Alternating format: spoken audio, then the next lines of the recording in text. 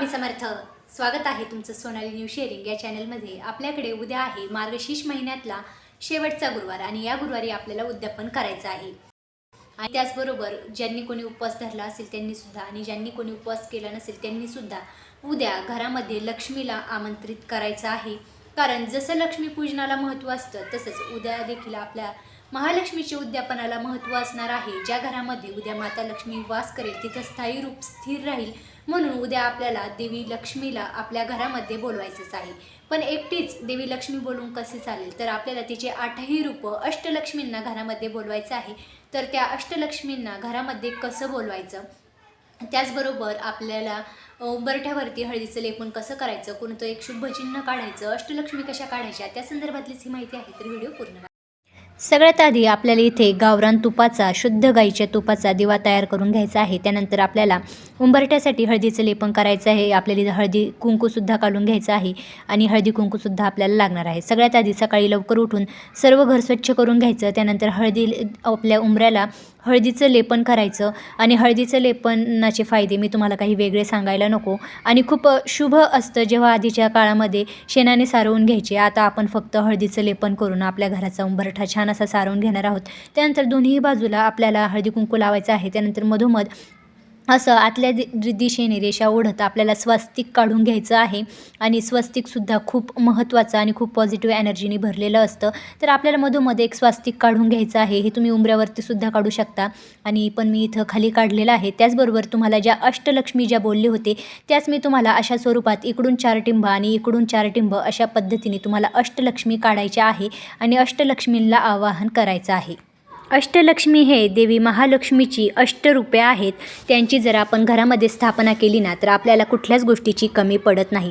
तर सगळ्यात आधी आपल्याला आदिलक्ष्मी, नंतर धनलक्ष्मी, धान्यलक्ष्मी, गजलक्ष्मी, संतानलक्ष्मी, वीरलक्ष्मी, विजयलक्ष्मी आणि विद्यालक्ष्मी या एकूण 8 देवींचं स्मरण करून आपल्या उंबरठ्याबाहेर आपल्याला एकूण कुंकवाने असे 8 टिंब काढायचे आहेत आणि त्यांचं स्मरण करून त्यांना आपल्या घरामध्ये येण्याचं आवाहन करायचं आहे।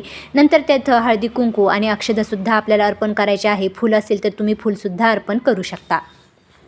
या अष्टलक्ष्मींमुळे आपली आध्यात्मिक, भौतिक, अन्न, ऐश्वर्य, सतती, साहस, विजय आणि ज्ञान यांची प्रगती होते। आपल्या घरामध्ये कधीच कुठल्याच धनधान्याची, संततीची, पैशा अडक्याची कमी राहत नाही। ही पूजा करताना तुपाचा दिवा अवश्य लावून ठेवा। त्याचबरोबर आपल्या घराचं जे मुख्यद्वार आहे तिथं अशा प्रकारे स्वस्तिकसुद्धा काढा।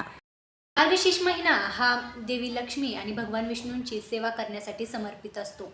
या गुरुवारी आपल्याला तुम्ही उपवास केला असेल, नसेल केला, तुम्ही मांडणी केली असेल किंवा नसेलही केली तरीसुद्धा तुम्हाला या शेवटच्या गुरुवारी तुमच्या घरामध्ये 5 किंवा 7 सवाष्ण स्त्रिया बोलून हळदी कुंकू करायचं आहे। तुमची सदिच्छा असेल, तुम्ही उपवास जर केला असेल तर तुम्ही एक पुस्तक, एक फळ आणि एक फूल देऊन त्यांना हळदी कुंकू करू शकता। किंवा तुम्ही जर उपवास केला नसेल तर फक्त हळदी कुंकू लावून सुद्धा तुम्ही उद्याच्या दिवशी आपल्याला व्रताचं उद्यापन करायचं आहे। पण आवर्जून उद्या 5 किंवा 7 सवासणींना बोलून आपल्या घरामध्ये लक्ष्मी स्वरूप मानून त्यांची पूजा आपल्याला करायची आहे। त्याचबरोबर जेव्हा उद्या आपण घरामध्ये लक्ष्मी स्वरूप स्त्रियांना बोलत असतो त्यातील एका स्त्रीची आपल्याला खणा नारळाने ओटी भरायची असते। तर तुम्हाला शक्य झालं तर तुम्ही नक्कीच खणा नारळाने एका महिलेची ओटी भरा। त्याचबरोबर उद्या तुम्हाला जितकं होता होईल तितकं दान, धर्म, पुण्य करायचं आहे। एखाद्या गरजू व्यक्तीची मदत करायची आहे, एखाद्याला भुकेलेला अन्न द्यायचं आहे। तुम्ही चहा जरी पाजला ना तरी खूप होणार आहे, पण उद्या आपल्याकडून काहीतरी सेवा होईल याची प्रत्येकाने काळजी घ्यायला हवी। बरोबरच असं म्हणतात की देवीच्या उद्यापनासाठी आपण घरातील कोणत्याही भाजीपोळीचा नैवेद्य दाखवू शकतो। पण असं म्हणतात की देवीला मखाण्याची खीर अतिशय प्रिय आहे, त्याचबरोबर तांदळाची खीरसुद्धा। जर तुम्हाला जमलं ना तर उद्या तुम्ही तांदळाची खीर बनवू शकता किंवा मखाण्याची खीरसुद्धा तुम्ही बनवून देवीला देऊ शकता। आणि काहीच नाही झालं ना तर अगदी दूध, साखरसुद्धा तुम्ही देवीसाठी ठेवू शकता। या व्हिडिओमध्ये इतकेच, भेटूया पुढच्या आणखीन एका नवीन व्हिडिओमध्ये नवीन माहितीसह। तोपर्यंत श्री स्वामी समर्थ।